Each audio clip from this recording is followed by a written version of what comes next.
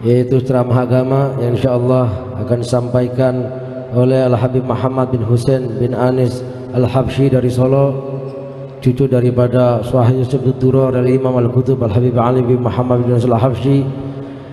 Waktu dan tempat kami persilahkan. Sallu ala Nabi Muhammad.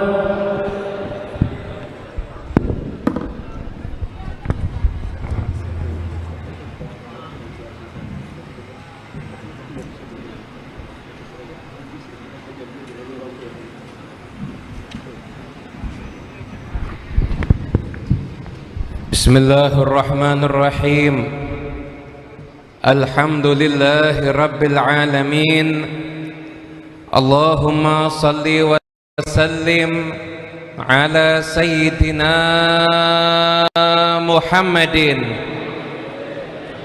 miftahi babi rahmatillah adada ma fi ilmillah salatan wa salaman daimaini bidawami mulkillah wa ala alihi wa sahbihi wa man walah wa man tabi'a sunnatahu wa qa'tada bihudah ila yaumi liqa'illah, amma ba'du. Assalamualaikum warahmatullahi wabarakatuh. Yang kami hormati, yang kami muliakan segenap keluarga besar daripada Mutawalli Habib Husain bin Hasan Al-Idrus, dan semua para habaib yang hadir, dan segenap para alim ulama dan para pecinta Habib Husain dari manapun Anda berada. Mudah-mudahan duduknya kita di tempat ini dicatat kita semuanya sebagai pecintanya kaum sholihin, sehingga sebagaimana di dunia kita didekatkan dengan mereka, maka nanti di akhirat pun kita juga akan didekatkan dengan mereka.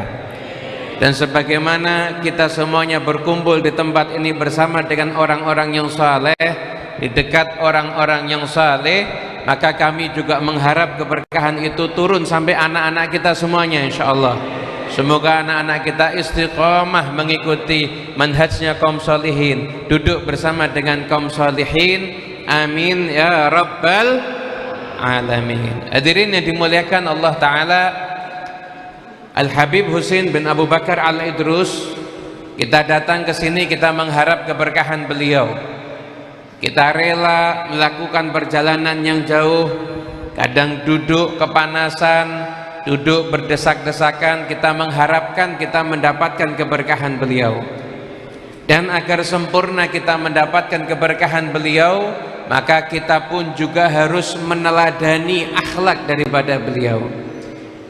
Di dalam kitab Ihya Ulumuddin, kitab Ihya ini kitab yang paling dicintai sama kakeknya Habib Husain, Habib Abdullah bin Abu Bakar Al-Idrus Al-Akbar.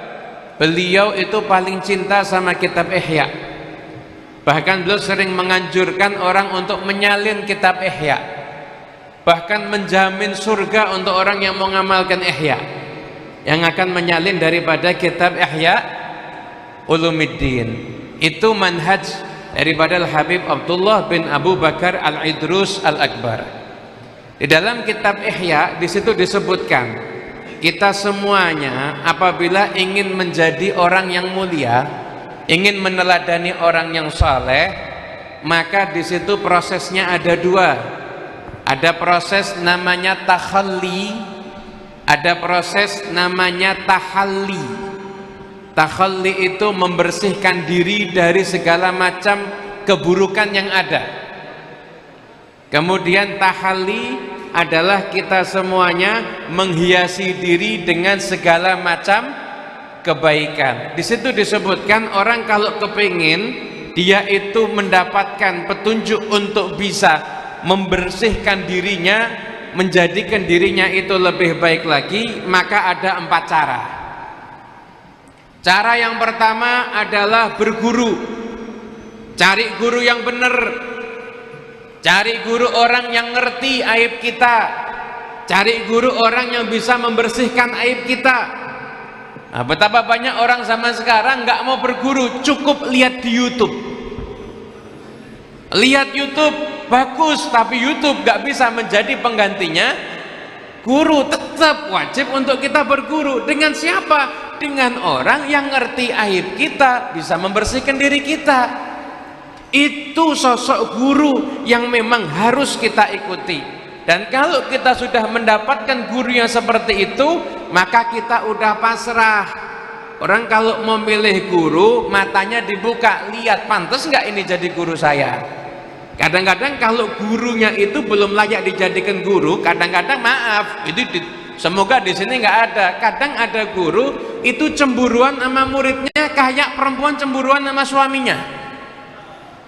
Muridnya nggak boleh, diharamkan kalau belajar di tempat yang lain. Padahal akidahnya sama-sama ahlus sunnah wal. Khawatir kehilangan murid, muridnya dilarang belajar ke tempat yang lain. Ini bukan guru yang bagus. Guru yang bagus itu artinya udah bersih, ngerti caranya bersihin hati kita. Kita berguru sama dia, kita dibersihin nanti, diajarin. Ini nggak boleh kamu lakukan, ini boleh kamu lakukan. Itu yang pertama. Kalau kita pengen jadi orang yang tambah baik, kita insya Allah bisa membersihkan kekurangan kita. Ya pertama cari guru. Yang kedua, kalau memang cari guru udah semakin susah, ya udah cari teman yang bagus.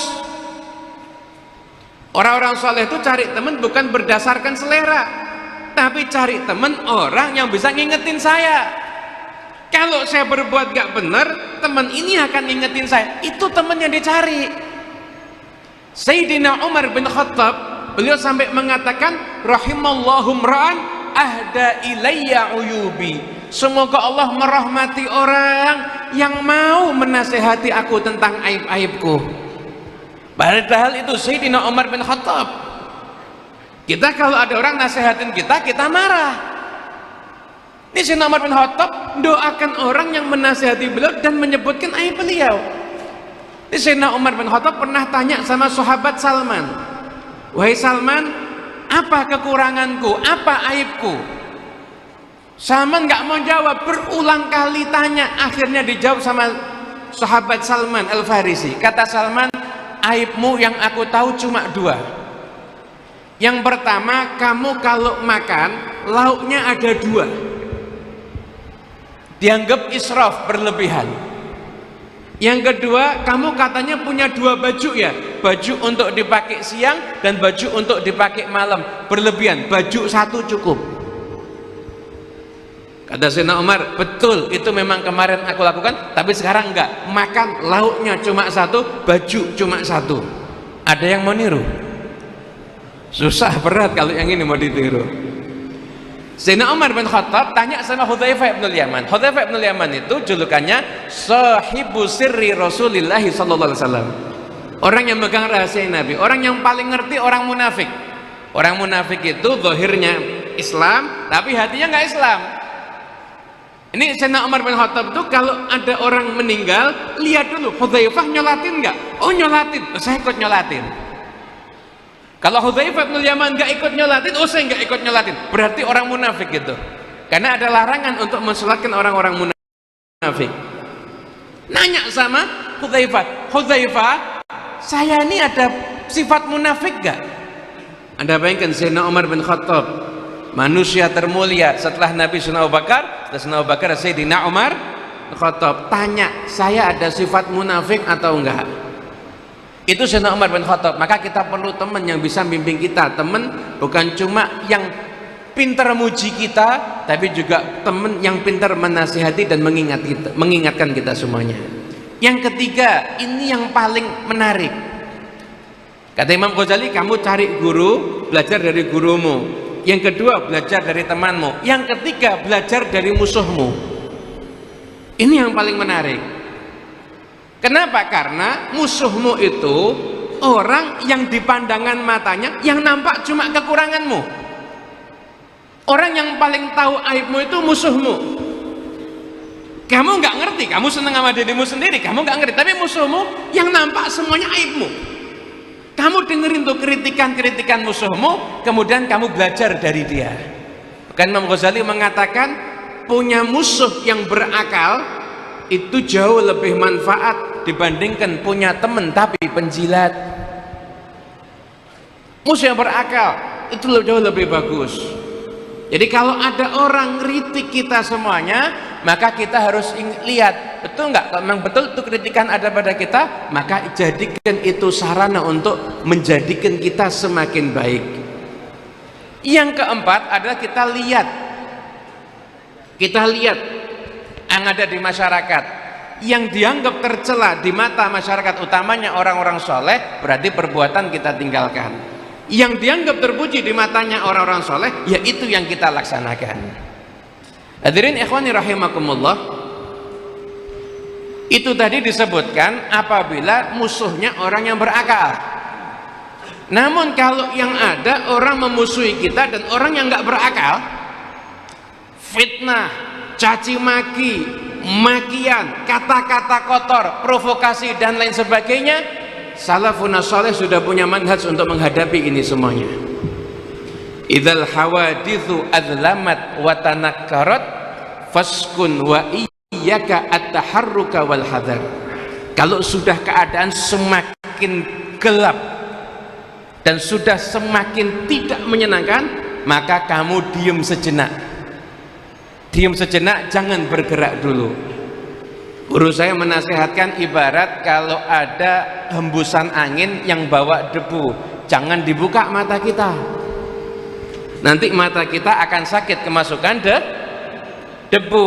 Tapi kalau sudah anginnya udah nggak bawa debu, baru buka mata kita. Di situ nanti kita akan bisa melihat semuanya dengan jelas. Kita akan bisa melihat semuanya dengan jelas. Ikhwani rahimakumullah, akhir zaman ini zaman fitnah, banyak ucapan-ucapan, makian-makian yang melalui media sosial. Maka titip pesan, yang model begitu nggak usah dibuka.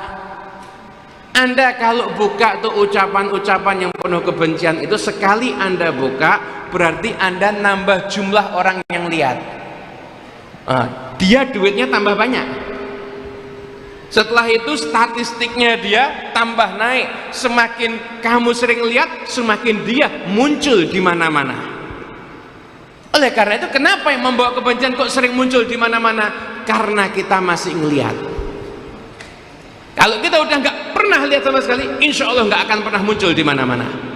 Nggak akan pernah muncul di mana-mana. Tuh Anda lihat tuh yang biasa mengumbar kata-kata kebencian. Kalau dia nggak ngumbar kata-kata kebencian, nggak ada yang lihat. Begitu kata-kata kebencian, langsung yang lihat banyak. Kenapa? Kita yang lihat. Ini Habib Husin bin Abu Bakar Al-Idrus. Anda kira beliau ketika hidup di dunia nggak punya musuh? Punya musuh. Habib Husin dimusuhi. Tapi Anda sekarang jadi saksi, Anda semuanya. Anda lihat betapa sekarang benderanya Habib Husin semakin berkibar dan musuhnya telah terkubur.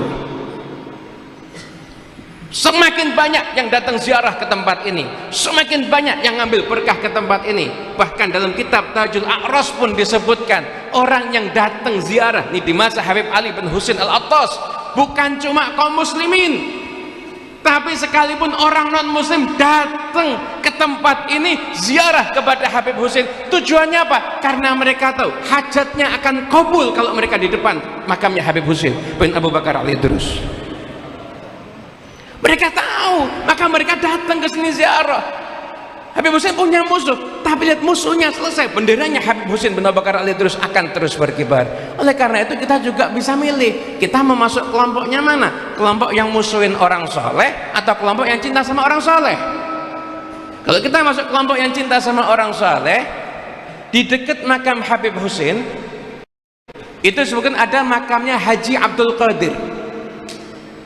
Haji Abdul Qadir ini makamnya di dekat Habib Husin karena beliau orang yang semasa hidupnya cinta dan berkhidmat pada Habib Husin. Habib Husin kalau dicintai, dikhidmati, pantas, Masya Allah, ilmunya luar biasa, akhlaknya luar biasa, doanya mustajab, orang cinta, orang hadib, orang hormat, orang khidmat, pantas. Haji Abdul Qadir ini cinta sama Habib Husin luar biasa. Akhirnya beliau dimakamkan di dekat Habib Husin. Bahkan dalam kitab Tajul A'ras disebutkan, orang yang ziarah ke Habib Husin kok nggak ziarah ke Haji Abdul Qadir, ziarahnya nggak diterima. Bayangin, karena cinta sampai sudah meninggalnya. Anda mungkin nggak kenal Haji Abdul Qadir, nggak ada yang kesini ziarah niat Haji Abdul Qadir, nggak ada. tapi makomnya terangkat. Kenapa makomnya terangkat?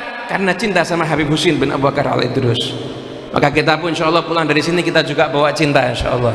Kita jadi orang yang mencintai Habib Husin bin Abu Bakar Al-Idrus, dan kita insya Allah dikumpulkan bersama dengan beliau, kita masuk kelompok beliau, dan insya Allah kita dijadikan orang-orang yang teguh bersama dengan beliau sepanjang hayat kita, insya Allah. Dan semoga Allah Ta'ala jaga kita semuanya, jaga negeri yang kita cintai ini dari segala macam fitnah, dari segala macam azab, dari segala macam musibah. Dan Allah Ta'ala jadikan kita semua yang berkumpul di tempat ini, utamanya para habaib kita, Allah Ta'ala panjangkan usia mereka fi sihhatin wa afiyah. Dan Allah Ta'ala jadikan kita semuanya bisa menjalankan hidup dalam istiqamah dan mengakhiri kehidupan ini dalam keadaan husnul khatimah. Sallallahu ala sayyidina Muhammad wasallam. Wal afu minkum. Wassalamualaikum warahmatullahi wabarakatuh.